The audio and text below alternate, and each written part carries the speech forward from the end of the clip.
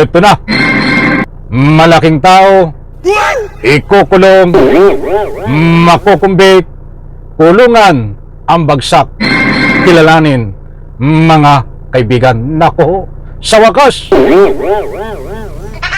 Alright, welcome back to my YouTube channel. I'm Andes Vlog. Nako, ay mga kaibigan, mainit-init pa.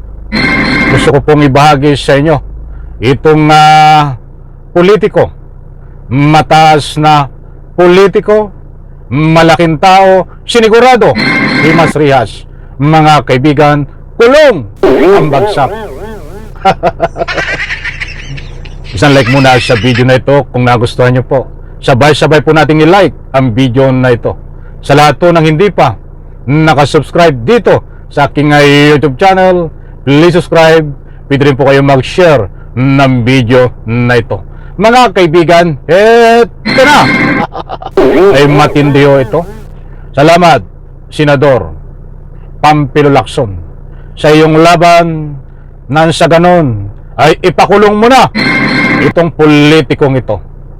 Gusto ko pong ibahagi sa inyo ang matinding sinapit nitong politikong ito dahil sinigurado na maghihimas ng rihas na bakal. Sino ho ito? Ay mantakin nga naman. Kailangan na panahon na para ito ay panagutan dahil marami rin ho ang nagbuhis ng buhay ng dahil ho sa kanilang mga katiwalian. Shout out po sa lahat, mga kaibigan. Eto ho, ipaplas ko po diyan sa screen, mga kaibigan. Nandyan ho. Yan ang ating kagalang-galang, pinagpipitagan, matikas na senador. Palakpakan po natin. Iyan po ang larawan ni Senador Pampilo Lacson. Kilalanin po natin at baka kilala nyo ito. At alam ko, kilala nyo ito. Usapang ikumbik. At nang sa ganon, kulungan ang bagsak. Bigyan ng sampol ito mataas na mga politiko na ito na malalaking tao na noon pa na mamamayagpag sa pamagitan ho ng pandarambong. Panahon na, hinog na para ito'y kulungan ang bagsak. Eto ho, babasahin ko. Sana may malaking tao na makasuhan, maprosecute, makumbik at makulong nang sa ganon wag nang pamarisan.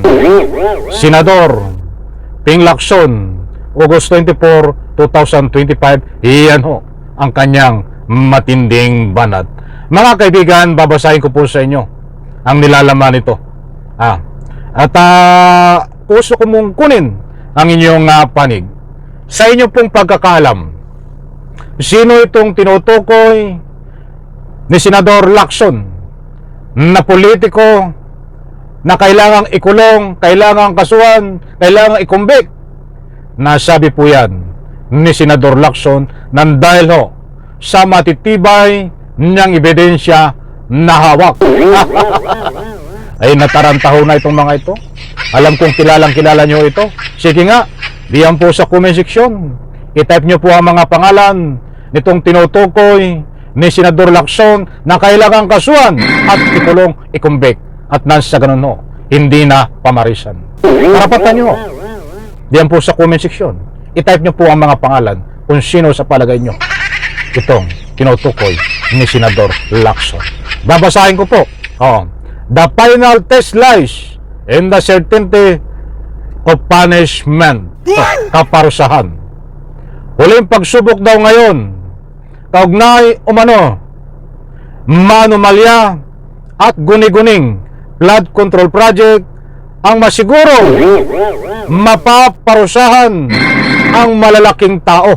Maliwanag ho, ang malalaking tao. Hindi naman tayo bulag, hindi tayo bingi, at hindi rin tayo pipi. Wala rin pong dahilan para hindi ho natin malaman ito kung sino itong malalaking tao na ito na nakapalubo dito ang bilyon-bilyon, milyon-milyon na flood control project, subalit ho nalagay lang sa kanilang pansariling interes na mga bulsa. Nako ho, eto pa, mga kaibigan, na nasa likod ng mga katiwaliang ito ayon kay Senador Ping Lacson.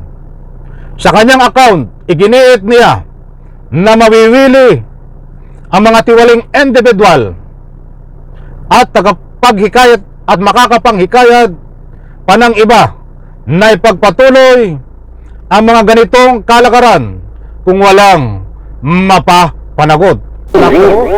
Ay nataranta na ho itong mga senador na tinutukoy na ito nitong si Senador Lacson. Hindi lang po senador, yung mga ika nga po yung nasa DPWH na ika nga po yung sangkot dito.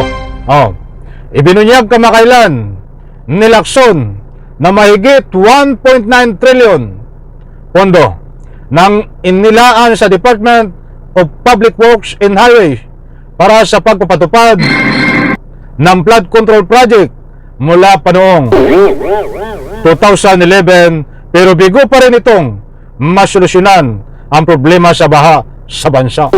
Ay paano nga masusolusyonan yan?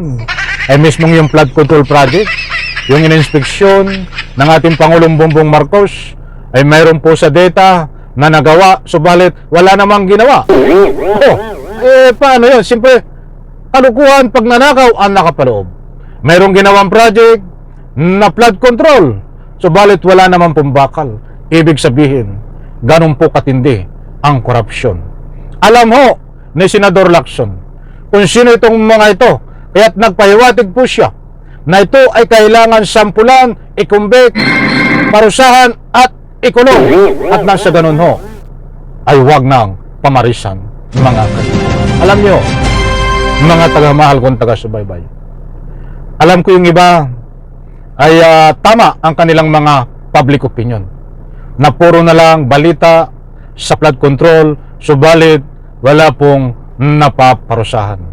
Tama po, maraming salamat sa inyong opinion. Ganyan din ho ang ating opinion. Kaya dito umaasa po tayo, baka iba naman ho, baka mag-iba naman ang hihip ng hangin dito po sa administrasyon, sa pamalakad ng ating kasalukuyang Pangulong Bongbong Marcos.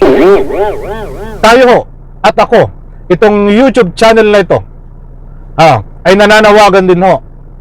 Sana ho itong pangako ng ating Pangulong Bongbong Marcos na kailangan parusahan niya ang mga sangkot dito, maging kaalyado niya at maging kaibigan niya, dapat parusahan na sinisigunda naman ho ng ating Senador Pampilo Lacson na siya nagsiwalat na mayroon hong malalaking politiko dito na sangkot na kailangang ikumbik.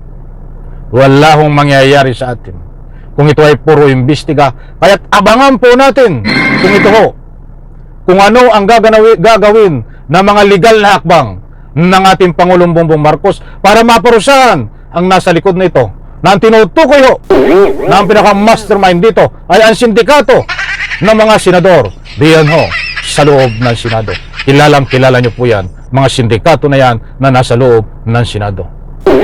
Mga kaibigan, mahaba pa po ang tatahakin para masugpo ito. Ba't ang importanteng mahalaga, mag-ingay po tayo at nasa ganon, hindi po ito mabaon sa limot at suportahan po natin ang ating Pangulo at itong si Senador Lacson sa pamamagitan po ng ating public opinion. Ay malaking tulong po yan para i-spread po natin at nasa ganon, hindi po ito mapuntas sa wala ang kaso na ito. Sana hindi ito maglaho. Maparusahan talaga dito ang dapat parusahan. Sa like ko sa video na ito. Bye-bye. Palakpakan.